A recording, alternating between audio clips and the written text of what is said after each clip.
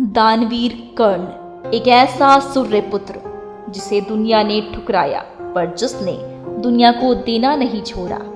महाभारत की इस विशाल गाथा में यदि कोई चरित्र सबसे अधिक हृदय को झकझोरता है तो वो है कर्ण। ये केवल एक योद्धा की कहानी नहीं, ये उस आत्मा की कथा है जिसे जन्म से ही अपनापन नहीं मिला, पर जिसने पूरी दुनिया को अपना सब कुछ दे दिया।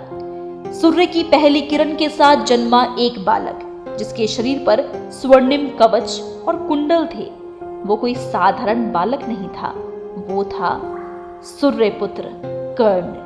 परंतु उसकी मां कुंती समाज के भय से कांप उठी। उसने अपने ही हृदय के टुकड़े को एक टोकरी में रखा और नदी की लहरों के हवाले कर दिया। उस दिन एक मां ने अपने बेटे को खोया और दुनिया ने एक ऐसे योद्धा को पाया जो हमेशा अपना ढूंढता रहा। नदी की धाराओं ने उसे एक साधारण सारथी के घर पहुंचा दिया। अधिरथ और राधा ने उसे अपनाया, प्यार दिया, पर समाज ने उसे कभी स्वीकार नहीं किया। सुतपुत्र ये शब्द कर्ण के हृदय में हर बार एक तीर की तरह चुभता था। वो जब भी आसमान की ओर देखता, जैसे सूर्य से पूछता, क्या मैं सच में इतना छोटा हूँ? उसके भीतर एक आग थी, कुछ बनकर दिखाने की, एक योद्धा बनने की।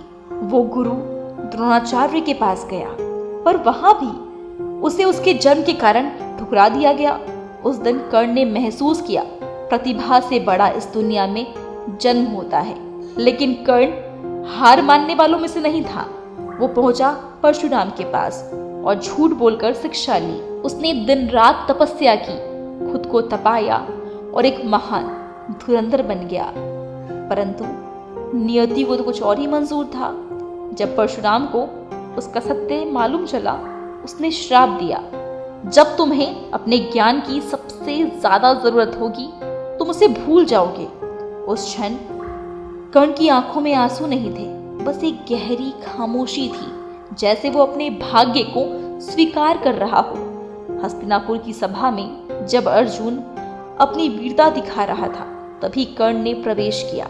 उसकी आंखों में आत्मविश्वास था। उसने अर्जुन को चुनौती दी। पूरी सभा स्तब्ध रह गई, पर फिर वही प्रश्न उठा, तुम्हारा कुल क्या है? और फिर अपमान। उस क्षण कर्ण के सपने टूट रहे थे। तभी एक हाथ आगे बढ़ा, दुर्योधन का। दुर्योधन ने उसे अंग देश का राजा बना दिया। उस दिन पहली बार किसी ने कर्ण को योग्य कहा था और कर्ण ने उसी क्षण अपना जीवन दुर्योधन को समर्पित कर दिया। कर्ण केवल योद्धा नहीं था, वो दान का देवता था। कोई भी याचक उसके द्वार से खाली नहीं लौटता था। एक दिन इंद्र ब्राह्मण का वेश लेकर आए और उससे उसका कवच कुंडल मांग लिया। कर्ण समझ गया कि उसकी मृत्यु का निमंत्रण है। फिर भी उसने मुस्कुराकर अपने शरीर से कवच कुंडल काट कर दे दिए। उसके शरीर से खून बह रहा था, पर उसके चेहरे पर संतोष था, क्योंकि वो हारना जानता था पर देना कभी नहीं छोड़ता था। फिर आया वो दिन, कुरुक्षेत्र युद्ध। धरती कांप रही थी, आकाश गूंज रहा था और कर्ण अपने जीवन की सबसे बड़ी लड़ाई के लिए तैयार था। जब उसका सामना अर्जुन से हुआ तो ये केवल युद्ध नहीं था, ये दो भाग्यों की टक्कर थी। युद्ध के बीच उसका रथ कीचड़ में फंस गया। परशुराम का श्राप सच हो गया। कर्ण ने अर्जुन से कहा, धर्म के अनुसार मुझे कुछ समय दो। पर युद्ध में धर्म भी परिस्थितियों का दास बन चुका था। और फिर एक बाण चला। सूर्यपुत्र कर्ण धरती पर गिर पड़ा। जब वो अंतिम सांसें ले रहा था, तभी श्री कृष्ण उसके पास आए। उन्होंने उससे अंतिम दान मांगा।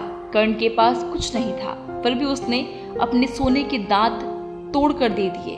उस समय वो एक योद्धा नहीं था, वो महानता का प्रतीक बन चुका था। कर्ण की कहानी हमें रुलाती है, पर उससे भी ज्यादा सिखाती है। वो जन्म से नहीं, अपने कर्मों से महान बना। उसे कभी भी सच्चा सम्मान नहीं मिला, पर उसने कभी अपना स्वाभिमान नहीं छोड़ा। वो अकेला था, फिर भी उसने दुनिया को सब कुछ दे दिया।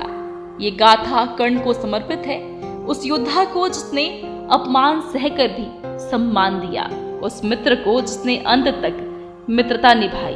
उस दानी को जिसने मृत्यु के क्षण में भी देना नहीं छोड़ा।